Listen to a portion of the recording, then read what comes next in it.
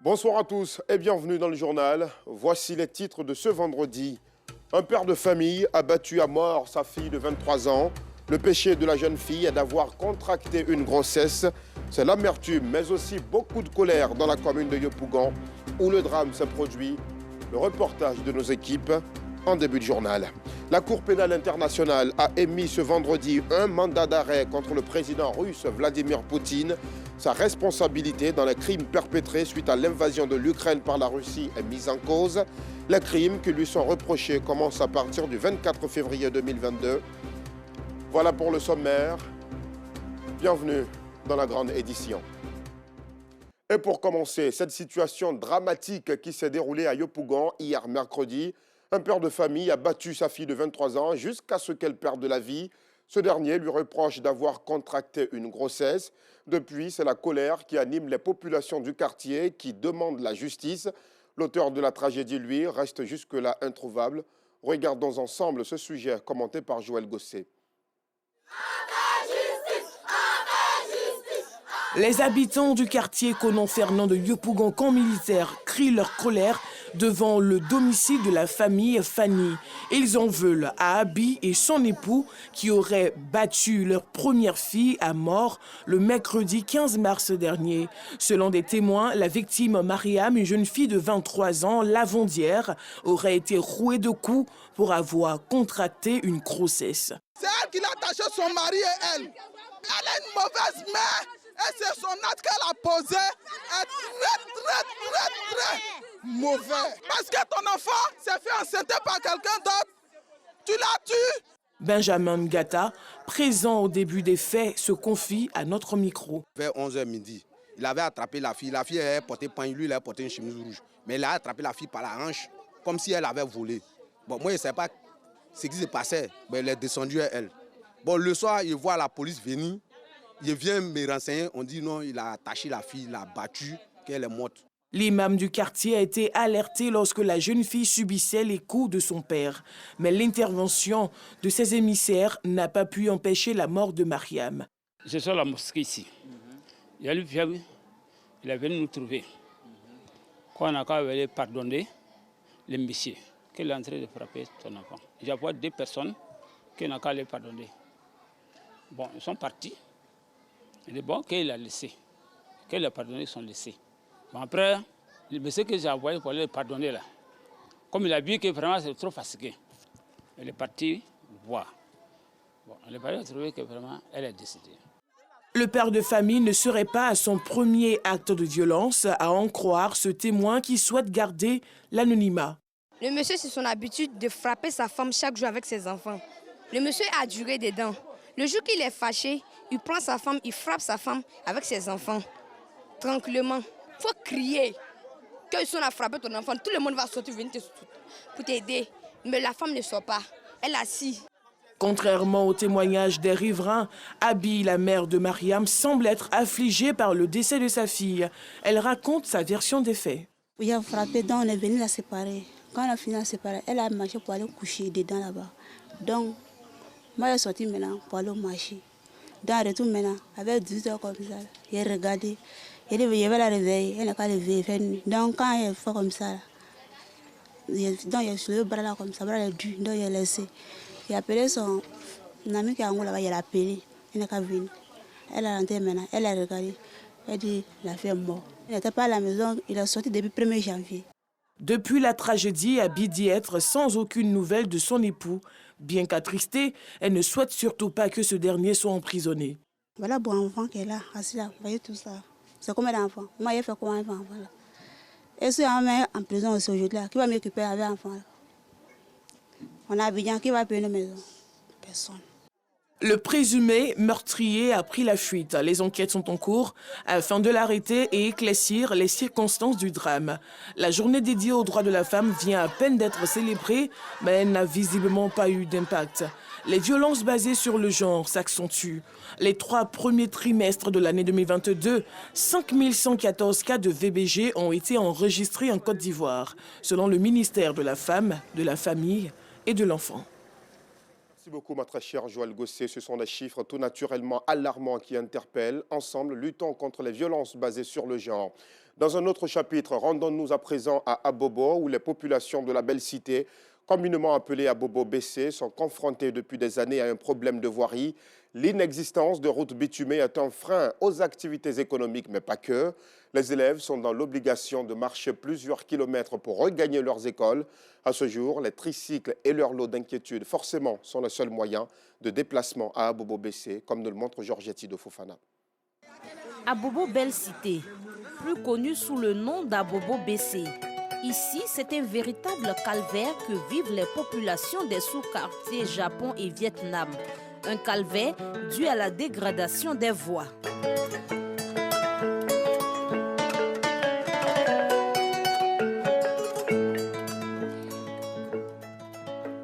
Au Japon et au Vietnam d'Abobo-BC, les tricycles restent les seuls moyens de transport en commun.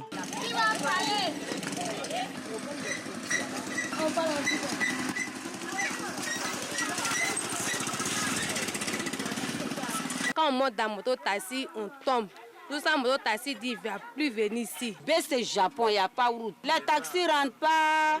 On souffle, on marche. Les katakata, là, on fait katakata, on vient chez nous. Même s'il y a quelqu'un malade ici, là, ils vont marcher doucement jusqu'à là-bas, on souffle. La voie est trop gâtée ici. À cause de ça, ça nous fatigue de travailler ici. Même au Japon, quand nous envoie là-bas comme ça, pour partir là-bas, même à 7 on ne peut pas partir. Il y a des trucs qui sont là. Et puis maintenant, bon, si tu n'as pas fait très attention, c'est là qui nous fait des accidents ici. Ces sous-quartiers n'ont jamais bénéficié de bitume.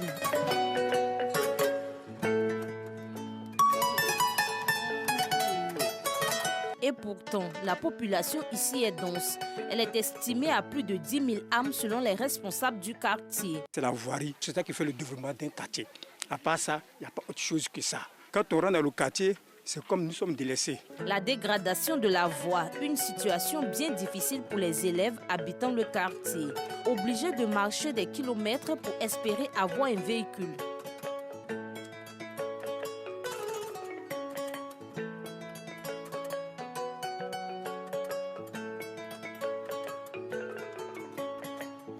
Pour aller à l'école, il faut marcher 2 km.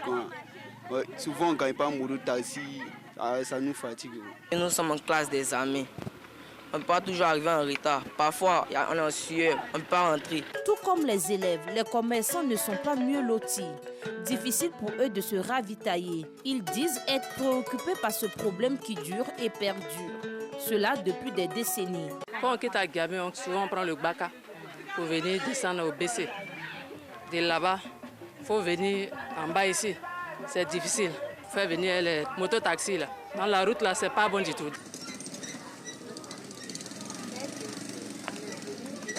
Selon le comité de gestion du quartier, des actions ont été entreprises pour le reprofilage des voies. Nous-mêmes, on s'est organisés et on a pu vraiment reprofiler des voies. Mais après la saison pluvieuse, la voie devient impraticable. Donc vraiment, on ne peut pas tout faire, ça ne suffit pas. Il reste beaucoup à faire. Le souhait des habitants du quartier BC, que dis-je, Belle Cité en bas, le cri de cœur soit entendu par les autorités compétentes pour faire de leur quartier, comme son nom l'indique, une véritable belle cité, splendide, magnifique, scintillante, où il fait bon vivre. Et c'est tout le mal que nous leur souhaitons tout naturellement. Le digital intéresse de plus en plus les Ivoiriens. Les épouses de gendarmes, elles aussi, veulent en user pour booster leurs activités entrepreneuriales. Le temps d'une conférence à Grand-Bassam, elles ont appris les bases d'un outil créateur d'emplois et à fort impact social.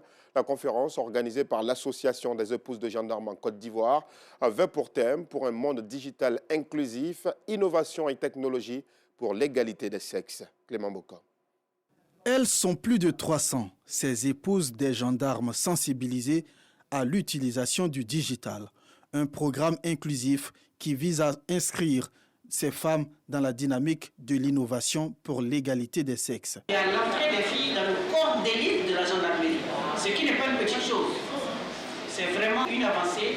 Et l'intérêt des responsables de la gendarmerie par rapport et leur engagement que nous, au ministère, nous remarquons à travers diverses actions qu'ils mènent de formation de ces filles, d'encadrement, de coaching de ces filles-là. Ces changements, c'est pour dire quoi? C'est pour montrer l'égalité en droit, l'égalité en chance, l'égalité aux opportunités, dignité égale et pour l'homme et pour la femme. Ces femmes, épouses de gendarmes réunies en association, veulent s'inscrire dans la dynamique d'un monde digital inclusif. Une initiative qui permettra de favoriser l'entrepreneuriat des femmes. Le digital dans l'autonomisation des femmes, je pense que c'est important pour nos femmes, surtout pour tout le monde, mais surtout pour celles qui ne travaillent pas. Et cela va leur permettre quand même de créer, par exemple, faire du e-commerce et d'être autonome et se former également par le e-learning. Ce thème qui a été développé, ça nous a fait vraiment du bien. Et chacune de nous a pris note. Et je crois que chacune va mettre cela en pratique. C'est une coutume pour les épouses des gendarmes de Côte d'Ivoire de se réunir autour des intérêts communs et innovateurs. Ceci dans une ambiance conviviale et de vivre ensemble pour un monde meilleur. Prenons à présent la direction de la commune de Port-Bouët. L'eau est devenue une denrée rare dans le village de Benogosso, à quelques encablures de Gonzagueville. Les quelques 15 000 âmes qui y vivent en souffrent énormément. Il leur est difficile de se procurer de l'eau potable pour la cuisine ou d'autres tâches importantes. Mais à côté de cela, Benogosso n'a pas de centre de santé ni d'école. Une situation que vivent difficilement ses habitants, comme nous l'explique Anissette Konan-Blessing.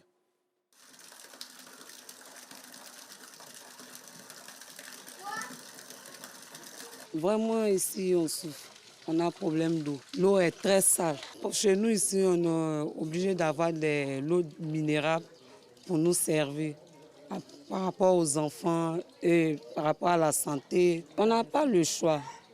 On se lave avec, on fait la lessive et on prépare avec. Comme Djelika, Diakité, propriétaire de cette ferme, dit se contenter de cette eau malgré lui.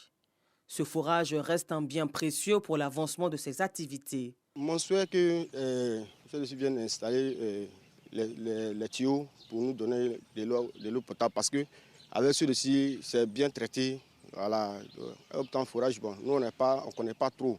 C'est ce qui sort du sol qu'on utilise. Mais on sait que la terre, ce qui sort aussi, c'est propre. Mais avec celui-ci, c'est bien traité. Ici, dans cette autre cour, Diabaté se plaint des conséquences de l'utilisation de l'eau du puits sur sa santé. Il n'y a pas celui-ci, donc on est obligé de faire ça comme ça. On fait comment? Souvent même tu te laves avec eau là, il y a des boutons qui apparaissent sur ton corps. Quand tu bois ça comme ça, là, sans mettre eau de javel dedans, tu vois que ton ventre, souvent ça donne la diarrhée. Surtout les enfants même. C'est les enfants qui en souffrent beaucoup. Autrefois même, il y avait une dame, son enfant, on l'a envoyé à l'hôpital là. Il a fait coucher, il a fait de 3 ans.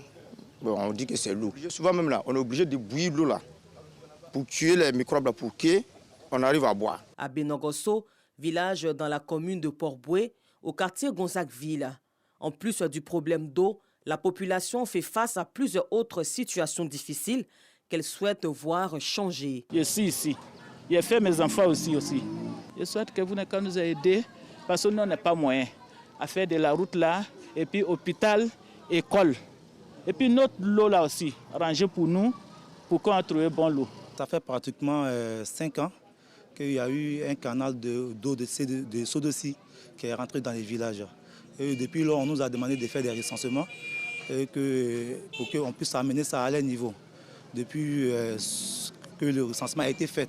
Après, ils nous ont demandé de rédiger ça sur une clé USB et les envoyer. Et ensuite de cela, ils vont nous envoyer de l'eau potable. Jusqu'à présent, rien n'a été fait. Il n'y a pas aussi longtemps, il y a presque 2 mois passés comme ça, nous nous sommes rendus à l'agence de Vridi. Et nous ont demandé de encore rédiger des mêmes demandes qu'ils avaient formulées autant, de les faire parvenir. Et aujourd'hui, ça n'a pas abouti à quelque part. Aujourd'hui, nous constatons aussi qu'il y a un autre réseau qui est en train de rentrer dans les villages. Nous espérons que ce soit vraiment la bonne. Et cela va donner un ouf de soulagement aux populations de Benogosso. Selon le ministère de l'Hydraulique, la vision du gouvernement ivoirien est d'assurer l'accès à l'eau potable à tous et à moindre coût sur tout le territoire. Cela se fera par le développement des infrastructures hydrauliques de qualité afin d'améliorer le taux d'accès aux liquides précieux. Benogosso, village de 15 000 habitants où repose son fondateur Feu Benogo Traoré, nourrit l'espoir d'avoir accès un jour à cette denrée rare. Dans un autre chapitre, la Mutuelle Générale des Agents des Finances de Côte d'Ivoire a organisé une assemblée générale constitutive au plateau. Et les mutualistes qui aspirent à plus de solidarité dans leur corporation ont fait massivement le déplacement. La MUGAFSI entend pour sa part travailler à l'épanouissement de ses membres. Joël Gossé. Souleymane Aïdara et Alain Moutou, tous deux agents des finances, aspirent à une organisation de solidarité agissante au sein de leur corporation, capable de leur garantir une retraite certaine. Je rêve d'avoir une vie sociale, je veux dire, bien garantie, bien remplie. Je veux offrir le bien-être à ma famille. Il faut préparer, je veux dire, la retraite. Nous aspirons à une mutuelle encore plus pratique et plus réaliste qui tient compte de la réalité véritable de l'agent des finances, de la vie de l'agent des finances, parce que tout agent aspire à un lendemain meilleur, soit garantir l'avenir des enfants et prendre en compte même la vie du mutualiste à la fin de sa carrière professionnelle. Pour combler les attentes de Souleymane et d'Alain, la Mutuelle Générale des Agents des Finances de Côte d'Ivoire, MUGAFSI, a organisé une assemblée générale constitutive au plateau. Une rencontre qui vise à assurer l'épanouissement social des membres de la mutuelle. Occasion pour Traye Bidjo, président élu, de livrer ses priorités.